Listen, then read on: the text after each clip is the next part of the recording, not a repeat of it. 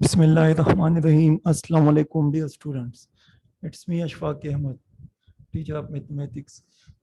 कल जो है ना हम क्वेश्चन नंबर 7 में थे, आप लोग इस तरह करके क्वेश्चन नंबर 7 निकाल दे, ठीक है। अब वो हम दोबारा करते हो, दरमियान में रह गया था, ठीक है। मैं आप लोगों को पहले बताता हूँ कि what is the difference between question number 7 and question number 6। Question number 6 जो हमने किया था, आप लोग को सर इमरान ने कराया था, उसमें और इसमें मैं आप लोग को डिफरेंस बताता हूँ, ठीक है।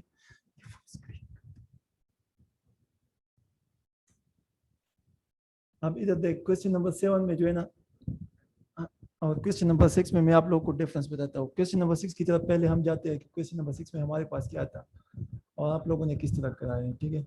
फिर वापस हम क्वेश्चन नंबर 7 की तरफ आते हैं। ये हमारे पास क्वेश्चन नंबर 6, ठीक है। क्वेश्चन नंबर 6 में आप लोग देख लीजिए, इधर भी 2 इक्वल मैट्रिसेस है और क्वेश्चन नंबर 7 में भी 2 इक्वल मैट्रिसेस है। इसमें क्या करना है, इसमें find the value of A B C and X Y Z, ठीक है। ए बी सी और एक्स वाई जेड की वैल्यू मालूम करनी है। और इस तरह क्वेश्चन नंबर 7 में भी ए बी सी डी की वैल्यू मालूम करनी है, ठीक है। इसमें और उसमें डिफरेंस क्या है, आप लोग इसमें कंपेयरिंग करें तो आपको इस तरह इक्वेशन मिल जाएंगे। देख, ये हमारे पास गिवन है, ठीक है। रिक्वायर्ड क्या है, value of A B C X Y and Z, ठीक है।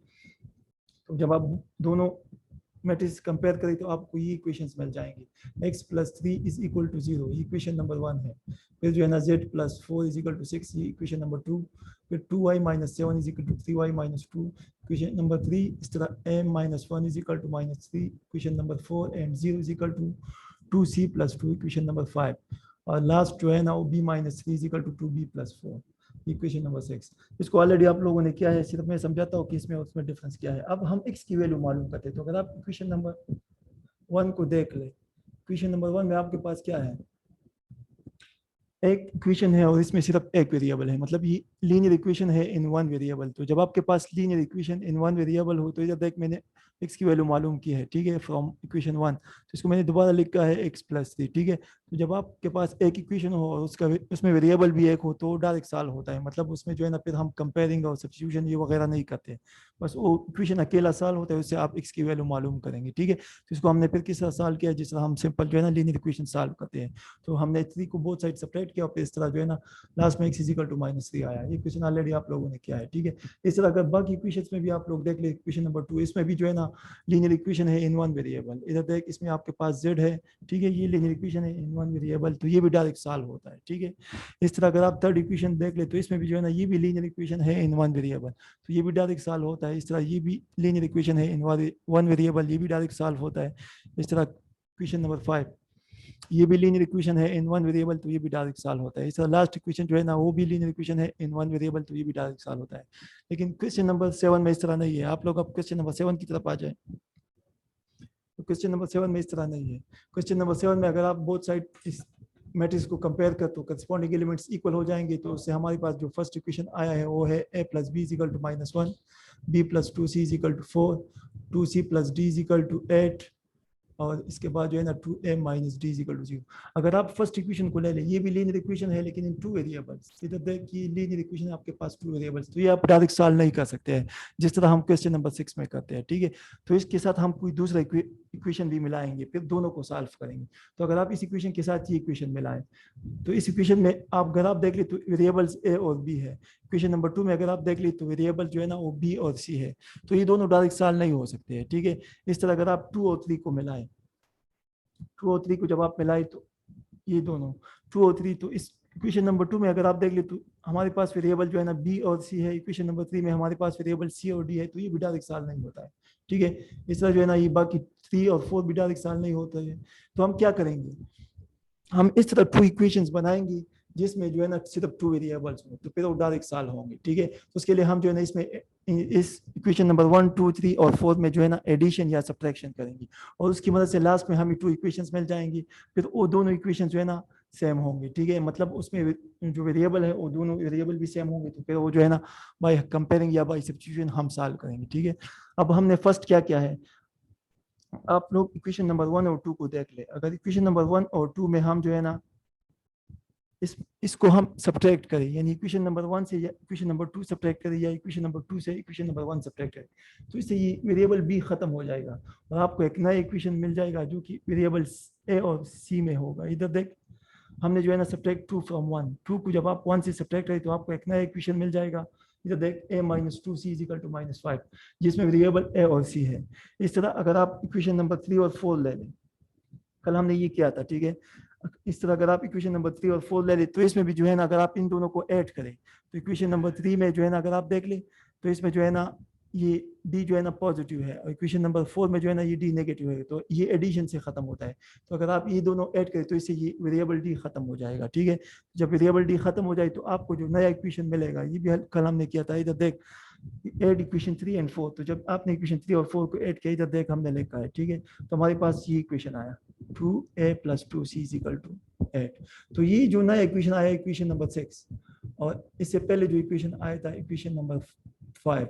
तो अगर आप इन दोनों को देख ले, इक्वेशन नंबर 6 और इक्वेशन नंबर 5, इक्वेशन नंबर 5 को आप देख ले तो इसमें भी वेरिएबल a और c है। इक्वेशन नंबर 6 को आप देख ले तो इसमें भी वेरिएबल और a और c है। तो अब ये नंबर ऑफ इक्वेशन भी 2 है और नंबर ऑफ वेरिएबल्स भी 2 है। तो अब ये जो है ना ये दोनों सॉल्व होते हैं, ठीक है, इक्वेशन नंबर 5 और 6। इससे पहले जो इक्वेशन नंबर 1 2 3 4 थे वो डायरेक्ट सॉल्व नहीं होती थी, उसके लिए हम जो है ना उसकी मदद से हमने जो है ना इक्वेशन नंबर 5 और 6 बना लिया। अब ये दोनों सॉल्व हो सकते हैं क्योंकि इसमें जो है ना वेरिएबल भी 2 है और इक्वेशन भी 2 है, तो ये अब डायरेक्ट आप सॉल्व कर सकते हैं। अब आपकी मर्जी बाई सब्स्टिट्यूशन करते हैं या बाई कंपेयरिंग करते हैं, ठीक है। मैं बाई कंपेयरिंग करता हूँ। अगर आप लोग देख ली तो इक्वेशन नंबर 5 में जो है ना जो कोफिशिएंट ऑफ c है वो -2 है और इक्वेशन नंबर 6 में जो कोफिशिएंट ऑफ c है वो 2 है। तो ये दोनों जब मैं इक्वेशन नंबर 5 और इक्वेशन नंबर 6 को ऐड करूं तो इससे आपके पास ये c वाला जो टर्म है, वेरिएबल c वाला टर्म, ये खत्म हो जाएगा, ठीक है। इधर देख मैंने पहले जो है ऐड लिखा, ऐड इक्वेशन 5 एंड 6। पहले मैंने इक्वेशन नंबर 5 लिख दिया, वो हमारे पास क्या है a - 2c = -5। उसके बाद मैंने जो है ना इक्वेशन नंबर 6 लिख दिया, वो हमारे पास क्या है 2a + 2c = 8। अब इन दोनों को आप ऐड करें तो एडिशन से जो है ना -2c और +2c ये दोनों कैंसिल हो जाएंगे, ठीक है। आपके पास क्या रह जाएगा, इधर 1a है, 1a + 2a = 3a और इधर जो है ना -5 + 8, इससे क्या आ जाएगा +3, तो 3a = 3। अब हमें क्या चाहिए, हमें जो है ना सिर्फ a चाहिए और ये 3 जो है ना a के साथ क्या है मल्टीप्लाई की फॉर्म में है, तो हम जो है ना मल्टीप्लिकेशन को डिवीजन से खत्म करते हैं, तो इसलिए जो है ना हम 3 को बोथ साइड डिवाइड कर देंगे। तो डिवाइड बोथ साइड बाई 3, तो जब आप 3 को बोथ साइड डिवाइड करें, देख मैंने इस साइड को भी 3 पे डिवाइड किया है और राइट साइड को भी 3 पे डिवाइड किया है। जब आप बोथ साइड 3 पे डिवाइड करें तो आपके पास a की वैल्यू क्या आ जाएगी, a = 1। अब a की वैल्यू आपको मिल गया, बाकी b c और d की वैल्यू जो है ना वो आप आसानी से मालूम कर सकते हैं। इधर देख अब इक्वेशन 1 की तरफ आ जाए, इसमें जो है ना ऑलरेडी a की वैल्यू आपके पास है, तो इसमें a की वैल्यू पुट करें तो आपको b की वैल्यू मिल जाएगी। फिर जो है ना इक्वेशन नंबर 2 की तरफ आ जाए, b की वैल्यू ऑलरेडी आपको इक्वेशन 1 से मिल गया होगा, तो आप फिर जो है ना इक्वेशन नंबर 2 में पुट करें तो आपको c की वैल्यू मिल जाएगी, ठीक है। फिर जो है ना आप इक्वेशन नंबर 3 की तरफ आ जाए, c की वैल्यू आपने इक्वेशन नंबर 2 से ऑलरेडी मालूम किया होगा, तो फिर आप जो है ना इक्वेशन नंबर 3 में पुट करें तो आपको जो है ना वेरिएबल d की वैल्यू मिल जाएगी। वो हमने किस तरह मालूम किया, आगे इधर देख, इधर फिर मैंने लिखा है कि put a = 1 in equation 1। Equation 1 हमारे पास क्या है, a + b = -1। इसमें जो है ना अब a की वैल्यू पुट करें, a की वैल्यू आपके पास क्या है 1, तो a की जगह 1 आ जाएगा, प्लस b अपनी जगह पे आ जाएगा और = -1 अपनी जगह पे आ जाएगा। अब हमें b चाहिए, 1 जो है ना वो b के साथ एडिशन की फॉर्म में है, तो एडिशन की फॉर्म में है तो इसको हम सब्ट्रैक्शन से खत्म करेंगे, तो सब्ट्रैक्ट 1 फ्रॉम बोथ साइड। जब आप 1 को बोथ साइड सब्ट्रैक्ट करें तो 1 और ये 1, ये 1 और ये 1 ये एक दूसरे के साथ कैंसिल हो जाएगा, इधर -1 इससे क्या आ जाएगा -2, तो b = -2 हो जाएगा। अब b की वैल्यू हमें मिल गया। अब इस b की वैल्यू को जो है ना आप क्या करें, इक्वेशन नंबर 2 में पुट करें। इक्वेशन नंबर 2 हमारे पास क्या है, b + 2c = 4। अब जो है ना हमें c की वैल्यू मालूम करनी है, b ऑलरेडी हमारे पास क्या है क्या है -2, यानी b की वैल्यू = -2 है, तो इधर जो है ना b की जगह क्या आ जाएगा -2, ठीक है। 2c अपनी जगह पे आ जाएगा और इसके बाद जो है ना 4 अपनी जगह पे आ जाएगा। अब हमें c चाहिए, तो पहले जो है ना हम इस -2 को ख़त्म करेंगे, -2 है तो इसको हम एडिशन से ख़त्म करेंगे, तो ऐड 2 टू बोथ साइड। जब आप 2 को बोथ साइड ऐड करें तो -2 और ये +2 ये एक दूसरे के साथ कैंसिल हो जाएगा, इधर जो है ना 4 + 2 इससे आपके पास क्या आ जाएगा, दोनों का साइन सेम है तो एडिशन हो जाएगा, तो 4 + 2 से = 6 आ जाएगा, तो 2c = 6, ठीक है। लेकिन हमें c चाहिए और 2 जो है ना ये 2 जो है ना c के साथ मल्टीप्लाई की फॉर्म में है, तो हम जो है ना क्या करेंगे, बोथ साइड 2 पे डिवाइड कर लेंगे, ठीक है। तो जब आप डिवाइड बोथ साइड बाई 2, तो जब आप 2 बोथ साइड डिवाइड करें तो c = क्या आ जाएगा हमारे पास, c = 3 आ जाएगा। इधर देख 2 2 के साथ कैंसिल हो जाएगा, इधर जो है ना 2 1 = 2 2 3 = 6, तो इधर आपके पास 3 आ जाएगा, तो c = 3 आ जाएगा। इसके बाद जो है ना हमने डी की वैल्यू मालूम करनी है, तो डी जो है ना उसके लिए हम क्या करेंगे, अभी जो हमने सी की वैल्यू मालूम की उसको इक्वेशन 3 में पुट कर लेंगे, ठीक है। तो put C is equal to 3 in equation 3। Equation 3 हमारे पास क्या है, 2c plus D is equal to 8। इधर सी की जगह क्या आ जाएगा, सी इज इक्वल टू 3 आ जाएगा। अभी जो सी की वैल्यू हमने मालूम किया हमारे पास क्या था 3, तो इधर सी की जगह जो है ना हम 3 पुट करेंगे। इधर देख, इधर जो है ना सी की जगह हमारे पास 3 आ गया, ठीक है। बाकी सब कुछ अपनी जगह पे आ जाएगा। अब जो है ना अगर आप देख ली तो इधर जो है ना इधर जो है ना 2 और सी मल्टीप्लाई की फॉर्म में है, ठीक है। तो ये 2 और 3 मल्टीप्लाई हो जाएगा, सी की जगह 3 आ जाएगा तो 2 3 जा 6, और ये प्लस डी अपनी जगह पे आ जाएगा और ये 8 अपनी जगह पे आ जाएगा। तो हमारे पास इससे क्या आ जाएगा, 6 plus D is equal to 8। अब हमें डी चाहिए, तो हम क्या करेंगे, इस 6 को जो है ना ये एडिशन की फॉर्म में है डी के साथ, तो हम इसको जो है ना बोथ साइड सब्ट्रैक्ट कर देंगे। तो सब्ट्रैक्ट 6 फ्रॉम बोथ साइड, तो ये इधर जो है ना 6 प्लस डी अपनी जगह पे आ जाएगा, -6 इधर भी लगाएंगे और -6 जो है ना राइट साइड पर भी लगाएंगे। तो ये +6 और ये -6 एक दूसरे के साथ कैंसिल हो जाएगा, और राइट साइड पर 8 -6 से आपके पास क्या आ जाएगा 2, डी इज इक्वल टू 2। तो इस तरह हमें तमाम वेरिएबल्स की वैल्यूज मिल जाएंगे, ठीक है। Hence a is equal to, last में आप इस तरह लिखेंगे, hence a is equal to 1, b is equal to -2, c is equal to 3 and d is equal to 2। तो ये हम इस तरह करेंगे, ठीक है। ये हम क्वेश्चन नंबर 6 की तरह डायरेक्ट नहीं कर सकते, क्योंकि क्वेश्चन नंबर 6 में हम जो इक्वेशंस बनाते हैं उसमें जो है ना हर एक लीनियर इक्वेशन में सिर्फ 1 वेरिएबल होता है, तो डायरेक्ट सॉल्व होता है। लेकिन इधर जो हम लीनियर इक्वेशन बनाते हैं स्टार्ट में, जो हमारे पास 4 लीनियर इक्वेशंस आते हैं उसमें हर एक इक्वेशन में 2 वेरिएबल्स होते हैं, तो डायरेक्ट सॉल्व नहीं होता है, ठीक है। तो उससे हम पहले जो है ना इक्वेशन नंबर 5 और 6 इस तरह बनाएंगे जिसमें जो है ना सिर्फ 2 वेरिएबल्स आ जाए, फिर उन दोनों को हम सॉल्व करेंगे तो उससे एक वेरिएबल की वैल्यू हमें मिल जाएगा, फिर बाकी वेरिएबल्स की वैल्यू जो है ना हम इक्वेशंस में जो है ना पुटिंग करके वो मालूम करेंगे। तो ये आपके पास हो गया क्वेश्चन नंबर 6। अब इसके बाद जो है ना कल मैंने आप लोगों को ये जनरल फॉर्म ऑफ मैट्रिक्स लिखा था, ठीक है। ये हमारे पास जो है ना ऑर्डर 3x3 मैट्रिक्स था, इसका जनरल फॉर्म है, ठीक है। ये जो है ना फर्स्ट एलिमेंट था, इसको मैंने A11 नाम दिया था, ये सेकंड एलिमेंट था, इसको मैंने A12 नाम दिया था। मतलब इस A11 का क्या मतलब था कि फर्स्ट रो और फर्स्ट कॉलम में पड़ा है, इस तरह A12 का क्या मतलब है कि फर्स्ट रो और सेकंड कॉलम में पड़ा है। इस तरह ये A13 था, इस एलिमेंट का मतलब था कि A13 में पड़ा है, ठीक है। इस तरह ये A21, A22, A23, A31, A32 और A33, ठीक है। अब ये हमारे पास स्क्वायर मैट्रिक्स है, ठीक है। इसमें ये जो एलिमेंट्स हैं जो सेम रो और सेम कॉलम में हमारे पास पड़े हैं, इधर देख ये वाले एलिमेंट्स, ठीक है। इसको जो है ना हम प्रिंसिपल डायगोनल या मेन डायगोनल कहते हैं, ठीक है। इसको यहाँ से लेकर यहाँ तक जो स्टार्ट के टॉप से जो है ना और लेफ्ट साइड के टॉप से स्टार्ट होता है, राइट साइड के एंड जो बॉटम है उसमें स्टॉप होता है, ठीक है। तो इधर देख, इसको हम जो है ना प्रिंसिपल डायगोनल कहते हैं या मेन डायगोनल कहते हैं जी, कब जब ये आपके पास स्क्वायर मैट्रिक्स होगा, ठीक है। और इन एलिमेंट्स को A11 को, A22 को और A33 को, इसको हम डायगोनल एलिमेंट्स कहते हैं, ठीक है। डायगोनल एलिमेंट्स वो होते हैं जो सेम रो और सेम कॉलम में पड़े हो। इधर देख, अगर आप देख ले तो ये जो है ना ये A11 ये फर्स्ट रो और फर्स्ट कॉलम में है, इस तरह A22 ये आपके पास सेकंड रो और सेकंड कॉलम में है, इस तरह A33 आपके पास थर्ड रो और थर्ड कॉलम में है। तो वो एलिमेंट्स जो सेम रो और सेम कॉलम में हो उसको हम डायगोनल एलिमेंट्स कहते हैं, ठीक है। और इसको जो है ना इन तमाम एलिमेंट्स को जो है ना इसको इस तरह यहाँ से लेकर यहाँ तक इसको हम प्रिंसिपल डायगोनल या मेन डायगोनल कहते हैं, ठीक है। अभी जो है ना ये A11, A22, A33 ये मेन डायगोनल पर लाई करता है, ठीक है, या प्रिंसिपल डायगोनल पर लाई करता है। अगर आप कोई कहे कि मेन डायगोनल पर कौन सी एलिमेंट्स लाई करते हैं तो आप फिर बताएंगे कि A11, A22, A33। ये तो जनरल केस है, अभी तक कोई भी नंबर आता हो, फॉर एग्जांपल इधर A11 की जगह जो है ना आपके पास 2, A22 की जगह जो है ना आपके पास 3 हो और A33 की जगह आपके पास 5 हो, तो आप कहेंगे कि मेन डायगोनल पर हमारे पास जो है ना 2, 3, 5 एलिमेंट्स लाई करते हैं, ठीक है।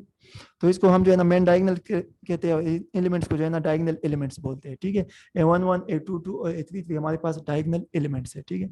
ये बाद में जो है ना अब हम आगे डिस्कस करेंगे, ठीक है, कि डायगोनल एलिमेंट्स और डायगोनल मैट्रिक्स के बारे में बताएंगे, ठीक है। और ये वाला ये सब कुछ कल हमने किया था, ठीक है। अब हम नीचे आए थे एक्सरसाइज 1.2 के डिफिनेशंस की तरफ, ठीक है। अब टाइप्स ऑफ मैट्रिसेस, ठीक है। टाइप्स ऑफ मैट्रिक्स में फर्स्ट जो है ना हमारे पास रो मैट्रिक्स है।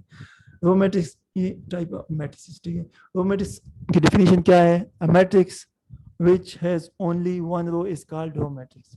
ऐसा मैट्रिक्स जिसमें आपके पास सिर्फ और सिर्फ एक रो हो उसको हम रो मैट्रिक्स कहते हैं, ठीक है। फॉर एग्जांपल इधर मैंने एक मैट्रिक्स लिखा है, उसको मैंने ए नाम दिया है, ठीक है। उसमें जो है ना अगर आप देख ले तो सिर्फ 1 रो है, ठीक है। और कॉलम्स अगर आप देख ले तो 3 कॉलम्स है, first column, second column and third column. लेकिन रो आपके पास जो है ना सिर्फ और सिर्फ 1 है। तो वो मैट्रिक्स जिसमें सिर्फ 1 रो हो उसको हम जो है ना रो मैट्रिक्स कहते हैं, ठीक है। चाहे कॉलम जितने भी हो उससे हमारा कोई काम नहीं है, लेकिन रो आपके पास क्या होगा, सिर्फ और सिर्फ 1 होगा, ठीक है।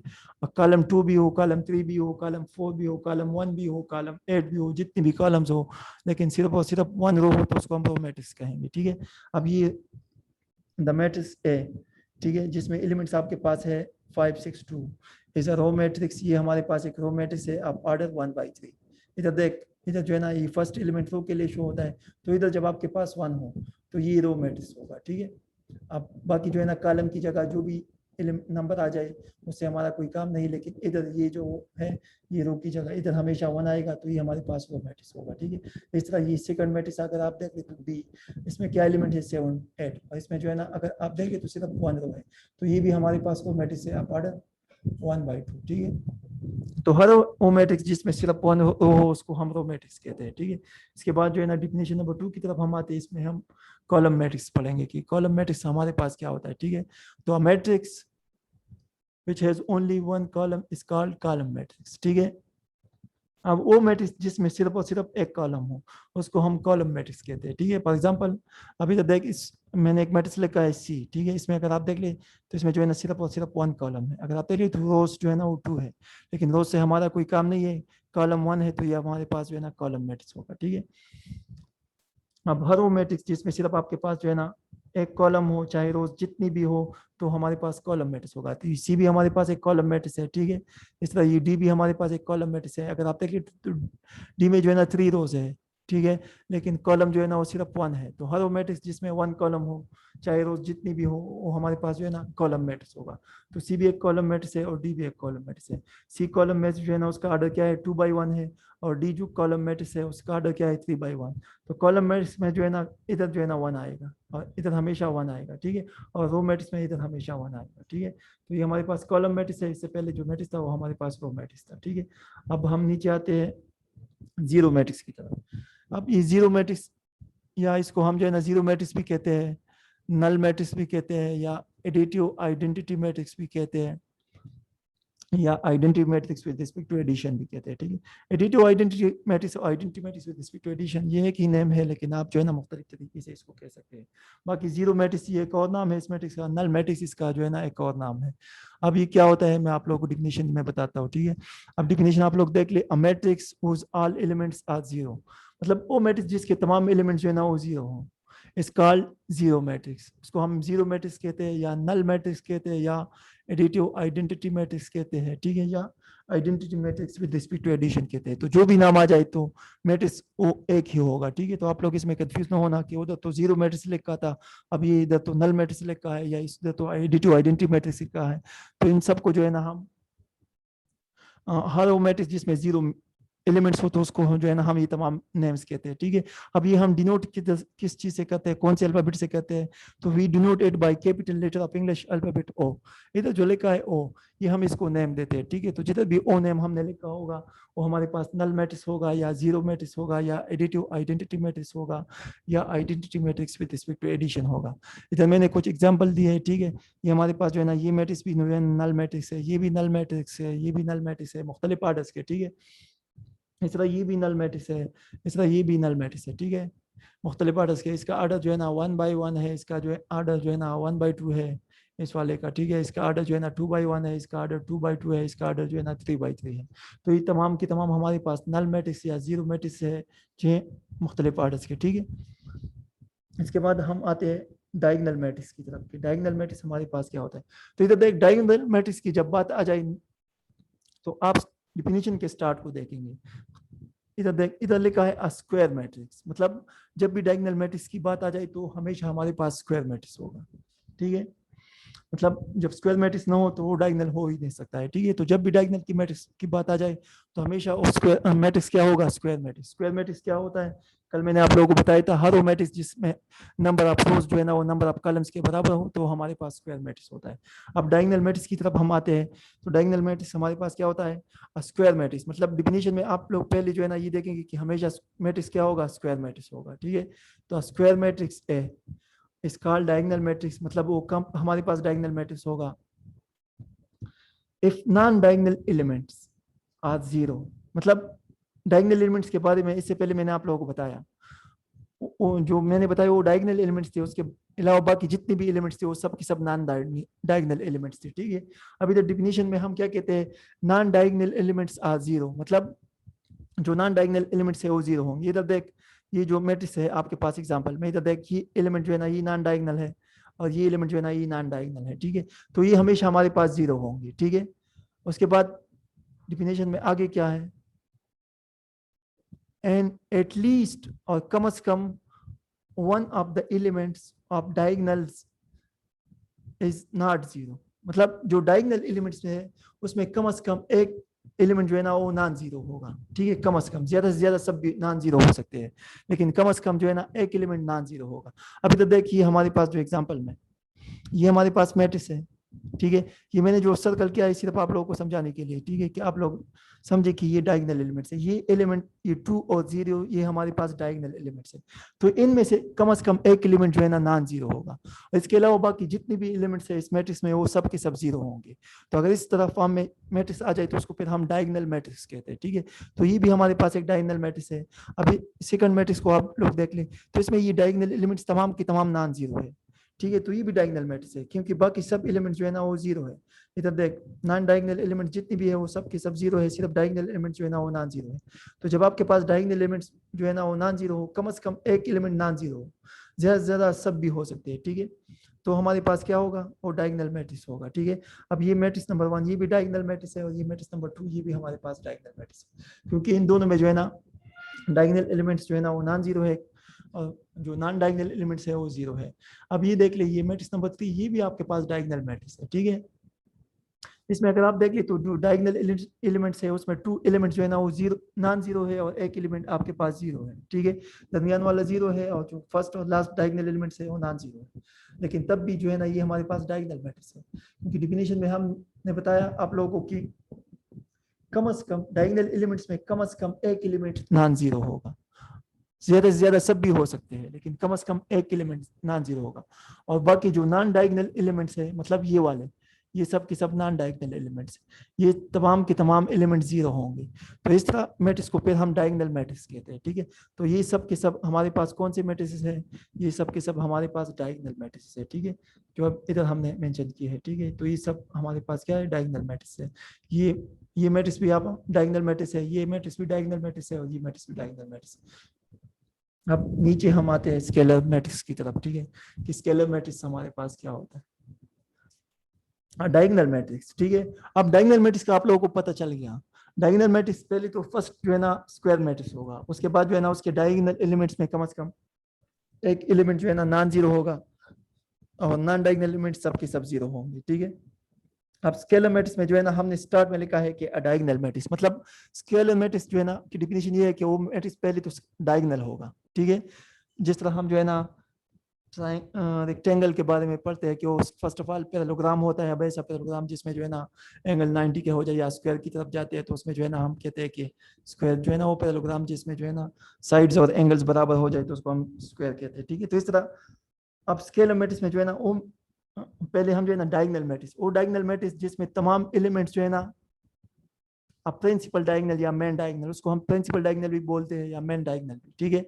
तो जो मेन डायगोनल के एलिमेंट्स है यानी डायगोनल एलिमेंट्स, ठीक है, वो हमारे पास क्या होंगे, सेम होंगे, मतलब एक जैसे होंगे।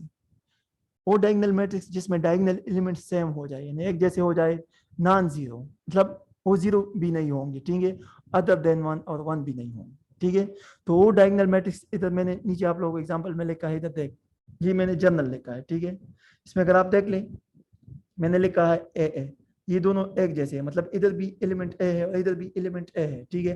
लेकिन इधर मैंने कंडीशन लगाया है, ठीक है, कि ए जो है ना वो 0 भी नहीं होगा और ए जो है ना वो 1 के बराबर भी नहीं होगा। तो जब इन दोनों कंडीशंस को ये वेरीफाई करें तो ये हमारे पास स्केलर मैट्रिक्स होगा, ठीक है। यानी ओ डायगोनल एलिमेंट जो कि एक जैसे हो जाए, 0 के बराबर भी ना हो और 1 के इक्वल भी ना हो, तो उस मैट्रिक्स को फिर हम स्केलर मैट्रिक्स कहते हैं, ठीक है। अब इधर देख, बाकी एलिमेंट जो है ना वो तो 0 होंगे क्योंकि ये तो डायगोनल मैट्रिक्स है, ठीक है। तो डायगोनल मैट्रिक्स में बाकी एलिमेंट 0 होते हैं, लेकिन वो डायगोनल मैट्रिक्स जिसमें जो है ना डायगोनल एलिमेंट सेम हो जाए, 0 के बराबर ना हो और ना 1 के बराबर हो, तो उस मैट्रिक्स को फिर हम जो है ना स्केलर मैट्रिक्स कहते हैं। अब इधर देख, ये मैंने एक मैट्रिक्स लिखा है, इसमें अगर आप देखिए तो तमाम डायगोनल एलिमेंट जो है ना वो 5 5 5 है, तो ये तमाम के तमाम सेम है, 0 के बराबर भी नहीं है और 1 के इक्वल भी नहीं है, तो ये मैट्रिक्स जो है ना ये हमारे पास क्या है, ये स्केलर मैट्रिक्स है, ठीक है। इस तरह हर वो मैट्रिक्स जिसमें डायगोनल एलिमेंट सेम हो, 1 और 0 के इक्वल ना हो, तो हमारे पास स्केलर मैट्रिक्स होगा, ठीक है। अगर 5 5 5 की जगह -1 -1 -1 भी आ जाए तब भी जो है ना ये हमारे पास स्केलर मैट्रिक्स होगा। अगर 2 2 2 भी आ जाए तब भी स्केलर मैट्रिक्स होगा। बस कंडीशन ये है कि वो 0 और 1 के इक्वल ना हो ये डायगोनल एलिमेंट्स, तो तब ये स्केलर मैट्रिक्स होगा, ठीक है। अब इधर मैंने जो मैट्रिक्स दिया है ये भी हमारे पास स्केलर मैट्रिक्स है, ठीक है। इसके अलावा जो है ना ये जो मैट्रिक्स मैंने दिया है ये general form of scalar matrix है, आप ऑर्डर 2 by 2, ठीक है। तो इधर और ये जो है ना ये पर्टिकुलर केस है, ठीक है, क्योंकि इधर हमने 5 5 5 लिखा है, ठीक है। तो ये भी एक स्केलर मैट्रिक्स है और ये भी हमारे पास एक स्केलर मैट्रिक्स है। तो हर वो मैट्रिक्स जिसमें जो है ना हर वो डायगोनल मैट्रिक्स जिसमें डायगोनल एलिमेंट सेम हो जाए, ठीक है, 1 और 0 के इक्वल ना हो, तो हमारे पास स्केलर मैट्रिक्स होगा, ठीक है। अब इसके बाद हम आते हैं identity matrix with respect to multiplication. इससे पहले जो हमने identity matrix with respect to addition जो है ना स्टडी किया, उसमें जो है ना हमारे पास मैट्रिक्स के अंदर तमाम एलिमेंट्स जो है ना वो 0 0 0 होता है, ठीक है। अब हम आते हैं identity matrix with respect to multiplication या यूनिट मैट्रिक्स, इसको हम यूनिट मैट्रिक्स भी कहते हैं, identity matrix with respect to multiplication भी कहते हैं, या मल्टीप्लिकेटिव आइडेंटिटी मैट्रिक्स भी कहते हैं, या एलिमेंट्री मैट्रिक्स भी कहते हैं।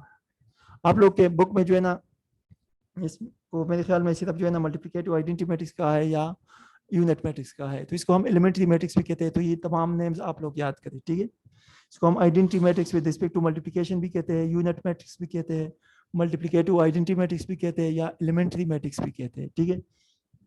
अब हमने एडिटिव आइडेंटिटी के बारे में जो बात की थी उसमें हमने जो है ना आर्डर के बारे में कुछ डिस्कशन नहीं किया था कि ये मैट्रिक्स हमारे पास कौन से आर्डर का होगा, मतलब स्क्वायर होगा या रेक्टेंगुलर मैट्रिक्स का, मतलब कोई भी मैट्रिक्स हो, लेकिन वो जो है ना आपके पास एडिटिव आइडेंटिटी मैट्रिक्स हो सकता है, लेकिन मल्टीप्लिकेटिव आइडेंटिटी मैट्रिक्स में इस तरह नहीं होगा, ठीक है। मल्टीप्लिकेटिव आइडेंटिटी मैट्रिक्स हमेशा आपके पास डायगोनल मैट्रिक्स होगा, फर्स्ट कंडीशन तो ये है। और डायगोनल मैट्रिक्स हमारे पास हमेशा स्क्वायर मैट्रिक्स होता है, तो इसका मतलब है कि मल्टीप्लिकेटिव आइडेंटिटी मैट्रिक्स हमेशा स्क्वायर मैट्रिक्स होगा, ठीक है। उसके बाद हम आगे देखते हैं कि इसमें और क्या लिखा है, ठीक है। अब हमें diagonal matrix is called unit matrix. एक डायगोनल मैट्रिक्स जिसको उसको हम यूनिट मैट्रिक्स कहते हैं या मल्टीप्लिकेटिव आइडेंटिटी मैट्रिक्स कहते हैं, कब, जब उसके जो है ना डायगोनल एलिमेंट्स O1 हो जाए, मतलब it's all diagonal elements are 1, मतलब उसके तमाम डायगोनल एलिमेंट्स जो है ना वो 1 के बराबर हो जाए। वो डायगोनल मैट्रिक्स जिसमें जो है ना डायगोनल एलिमेंट्स 1 1 हो, उसको हम जो है ना मल्टीप्लिकेटिव आइडेंटिटी मैट्रिक्स कहते हैं, या यूनिट मैट्रिक्स कहते हैं, या identity matrix with respect to multiplication कहते हैं, या एलिमेंट्री मैट्रिक्स कहते हैं, ठीक है। तो हर वो मैट्रिक्स जिसमें जो है ना डायगोनल एलिमेंट्स O1 1 हो, वो डायगोनल मैट्रिक्स जिसमें डायगोनल एलिमेंट्स 1 1 हो, तो उसको हम जो है ना मल्टीप्लिकेटिव आइडेंटिटी मैट्रिक्स कहते हैं, ठीक है, या identity matrix with respect to multiplication कहते हैं, ठीक है। अब ये मुख्तलिफ आर्डर्स के होंगे लेकिन हमेशा स्क्वायर होंगे, ठीक है। अब इधर देखिए 2 by 2 आर्डर का जो है ना मल्टीप्लिकेटिव आइडेंटिटी मैट्रिक्स है, ये 3 by 3 आर्डर का जो है ना मल्टीप्लिकेटिव आइडेंटिटी मैट्रिक्स है। इस तरह जो है ना मुख्तलिफ आर्डर के मल्टीप्लिकेटिव आइडेंटिटी मैट्रिक्स होंगे, ठीक है। अब इसके बाद इसको हम जो है ना मल्टीप्लिकेटिव आइडेंटिटी मैट्रिक्स को हम जो है ना आई से, कैपिटल आई से डिनोट करते हैं, ठीक है। ये इधर इधर लिखा है मैंने, ठीक है। It is denoted by I capital letter of English alphabet, ठीक है। ये आई से हम डिनोट करते हैं और एडिटिव आइडेंटिटी को हम जो है ना कैपिटल ओ से डिनोट करते हैं, ठीक है। इसके बाद हम ट्रांसपोज ऑफ मैट्रिक्स इसकी तरफ आते हैं, ठीक है। ट्रांसपोज क्या होता है, इधर हमने लिखा है transpose of matrix A is denoted bye A transpose, मतलब ये अगर आपके पास एक मैट्रिक्स हो जिसको आपने ए नाम दिया हो, तो उसका ट्रांसपोज जो है ना हम ए ट्रांसपोज से डिनोट करते हैं, उसके ऊपर पावर जो है ना हम टी लगाएंगे, ठीक है। इसका मतलब है कि A transpose and matrix A transpose, और ये मैट्रिक्स ए ट्रांसपोज जो है ना ये हमें किस तरह हासिल होता है, यही है ना, हम इस मैट्रिक्स ए को जो है ना इसके रोज और कॉलम को इंटरचेंज करते हैं, मतलब एक दूसरे के साथ चेंज करते हैं, ठीक है। इसके रोज और कॉलम्स को जब हम एक दूसरे के साथ चेंज करें तो जो नया मैट्रिक्स हमारे पास आ जाए उसको हम जो है ना उस गिवन मैट्रिक्स का ट्रांसपोज कहते हैं, ठीक है। अभी एग्जांपल मैंने आप लोगों को दिया है, ये हमारे पास मैट्रिक्स ए है, ये जो इसका ऑर्डर अगर आप लोग देख ले तो इसका ऑर्डर 2/3 है, सॉरी 3/2 है, इसमें 3 रोज है और 2 कॉलम्स है, तो इसका ऑर्डर क्या है 3/2। अब इसके जो है ना इस रोज को जब हम कॉलम में कन्वर्ट करें और कॉलम्स को रोज में कन्वर्ट करें तो इससे जो नया मैट्रिक्स आ जाए उसको हम जो है ना इस मैट्रिक्स ए का ट्रांसपोज कहेंगे और उसको ए ट्रांसपोज से डिनोट करेंगे। इधर देख, ये जो नया मैट्रिक्स मैंने लिखा है नीचे, ये हमारे पास इस गिवन मैट्रिक्स का क्या है ट्रांसपोज है। इधर देख, इधर मैंने लिखा है ए ट्रांसपोज स्टार्ट में, ठीक है। और फिर जो है ना फर्स्ट रो, ये हमारे पास जो है ना फर्स्ट रो है, इसको मैंने इधर फर्स्ट कॉलम में लिखा है। ये हमारे पास सेकंड रो है, इसको मैंने इधर सेकंड कॉलम में लिखा है। और इधर ये हमारे पास थर्ड रो है, इसको मैंने थर्ड कॉलम में लिखा है, ठीक है। तो इन तमाम रोज को जब आप तमाम कॉलम्स में कन्वर्ट करिए या तमाम कॉलम को जो है ना इधर तमाम इधर रोज में कन्वर्ट करते हैं उसको जो है ना हम इस मैट्रिक्स ए का क्या कहते हैं ट्रांसपोज, और इसको इस तरह लिखते हैं ट्रांसपोज, ठीक है। ट्रांसपोज को हम इस तरह मालूम करेंगे कि रोज को कॉलम में कन्वर्ट करें या कॉलम्स को रोज में कन्वर्ट करें तो जो भी नया मैट्रिक्स आ जाए उसको हम जो है ना गिवन मैट्रिक्स का ट्रांसपोज कहते हैं। तो अगर ये गिवन मैट्रिक्स जो है ना इसका ऑर्डर 3/2 है तो ये वो जो है ना इधर आ जाएगा न्यू मैट्रिक्स में, ठीक है। और ये कॉलम जो है ना ये इधर आ जाएगा, ठीक है। तो इस नए मैट्रिक्स का ऑर्डर क्या होगा 2/3, ठीक है, यानी रोज कॉलम्स में कन्वर्ट हो जाएंगे और कॉलम्स रो में, ठीक है। तो इसको हम जो है ना मैट्रिक्स का ट्रांसपोज कहते हैं। इसके बाद हम आते हैं नेगेटिव अपर मैट्रिक्स। नेगेटिव अपर मैट्रिक्स जो है ना नेगेटिव अपर मैट्रिक्स जो है ना वो क्या होता है, जब आप मैट्रिक्स के तमाम एलिमेंट्स को जो है ना उसके साइन को चेंज करें, ठीक है। अब हमारे पास फॉर एग्जांपल एक मैट्रिक्स ए है, ठीक है, तो उसका नेगेटिव मैट्रिक्स क्या होगा, the negative upper matrix A, ठीक है, इज डिनोटेड बाय -a, ठीक है। और -a हमें किस तरह हासिल होगा, जब हम -a मतलब ए के अंदर जितनी भी एलिमेंट्स है उसके तमाम साइंस को हम चेंज करें, ठीक है। और फॉर एग्जांपल ये आपके पास एक मैट्रिक्स है ए, ठीक है, इसमें जो एलिमेंट है वो है क्या 2 -5 4 7, ठीक है। अब -a मतलब नेगेटिव अब ए हमारे पास क्या होगा, तो ये +2 है तो ये -2 हो जाएगा, और ये जो है ना -5 है तो ये +5 हो जाएगा, ये 4 है तो ये -4 हो जाएगा, और ये 7 है तो ये -7 हो जाएगा। इसको फिर हम -a लिखते हैं, ठीक है। तो नेगेटिव ऑफ मैट्रिक्स ए जो है ना, सॉरी नेगेटिव ऑफ ए जो है ना वो -a हो जाएगा। तो नेगेटिव ऑफ मैट्रिक्स जो है ना उसमें जो है ना जो मैट्रिक्स के अंदर जितनी भी एलिमेंट्स है उसके तमाम साइन तमाम एलिमेंट्स के साइन जो है ना वो चेंज हो जाएंगे। इसके बाद हम आते हैं साइमेट्रिक मैट्रिक्स की तरफ। साइमेट्रिक मैट्रिक्स हमारे पास क्या होगा, ठीक है। ट्रांसपोज आप लोग समझ गए, ठीक है। अब साइमेट्रिक मैट्रिक्स की डिफिनीशन पहले स्टार्ट देख ली, हमेशा मैट्रिक्स क्या होगा, स्क्वायर होगा। अगर आपके पास स्क्वायर मैट्रिक्स ना हो तो कभी भी साइमेट्रिक नहीं हो सकता है, ठीक है। तो square matrix A is symmetric, कब ये साइमेट्रिक होगा, दूसरा कंडीशन ये है कि उस जब एक मैट्रिक्स अपने ट्रांसपोज के इक्वल हो जाए तो हमारे पास सिमेट्रिक मैट्रिक्स होगा, ठीक है। अभी जब देख एग्जांपल हमने दिया है, ये एक मैट्रिक्स ए है, इसका आप ट्रांसपोज ले ले, पहले देख ले कि स्क्वायर मैट्रिक्स है कि नहीं, स्क्वायर मैट्रिक्स है हाँ, उसके बाद हम उसका ट्रांसपोज लेंगे, ठीक है। जब हमने ट्रांसपोज लिया तो ये फर्स्ट रो जो है ना इधर फर्स्ट कॉलम में आया और ये सेकंड रो जो है ना हमारे पास सेकंड कॉलम में आया। अब हम देखेंगे कि आया ये मैट्रिक्स ए जो है ना अपने ट्रांसपोज के इक्वल है कि नहीं, हाँ बिल्कुल इक्वल है, दोनों इक्वल है, तो हम लिखेंगे कि A is equal to A transpose therefore A is symmetric matrix. Homework आप लोगों के लिए जो है ना, आप लोगों ने ऑलरेडी क्वेश्चन नंबर 1, 2 और 3 जो है ना एक्सरसाइज 1.2 में किया है, ठीक है। तो क्वेश्चन नंबर 3 जो है ना ये आप लोगों का होमवर्क हो गया, ठीक है। और कल जो है ना इंशाल्लाह हम क्वेश्चन नंबर 4 से स्टार्ट करेंगे, ठीक है। क्वेश्चन नंबर 3 आप लोग होमवर्क में कंप्लीट करें, ठीक है, साइमेट्रिक वाला।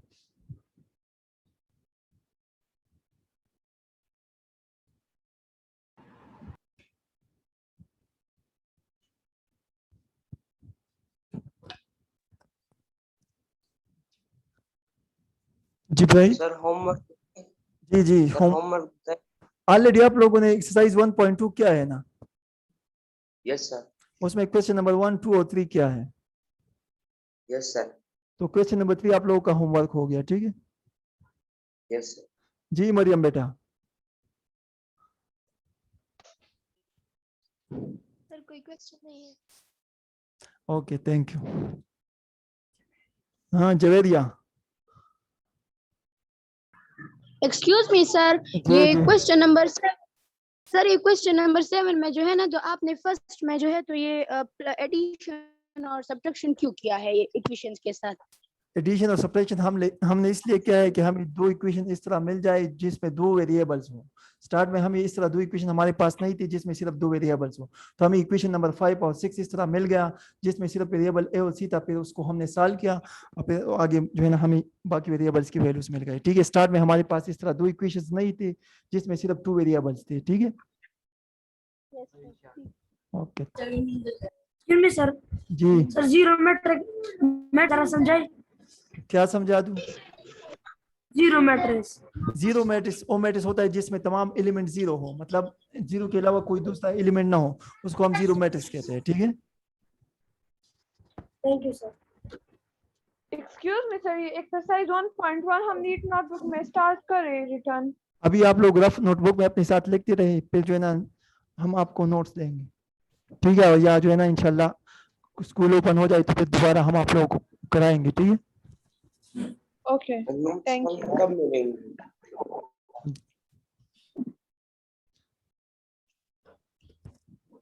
सर ये नोट्स हमें कब मिलेंगे? इंशाल्लाह अभी तो आप लोग रफ नोटबुक में अपने साथ नोट करते रहे ना। ओके हेजल बेटा जी,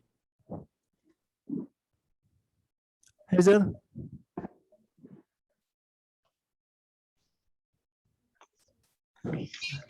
हेजल बेटा, एनी क्वेश्चन? शाबाश।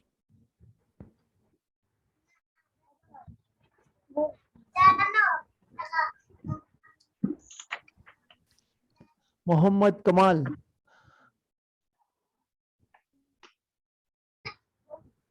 मोहम्मद कमाल,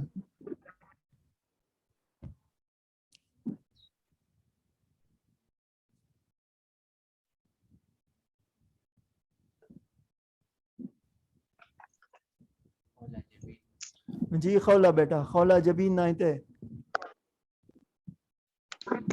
सर ये स्केलर मैट्रिक्स जरा दोबारा समझाए। कौन सा वाला? Scalar. Scalar matrix, diagonal matrix आप समझ गए? Yes sir.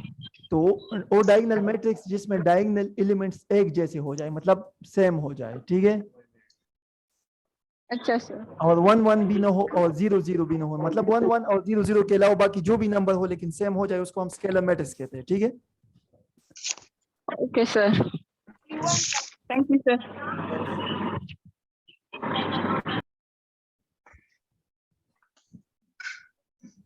ओके, अपना ख्याल रखना। ठीक है, और होमवर्क टाइम पे करना और अच्छी तरह करना। जो भी क्वेश्चन हो फिर और प्रॉब्लम हो तो वो कल फिर इंशाल्लाह नेक्स्ट क्लास में डिस्कस करेंगे। ठीक है, ओके सर। Salam alaikum.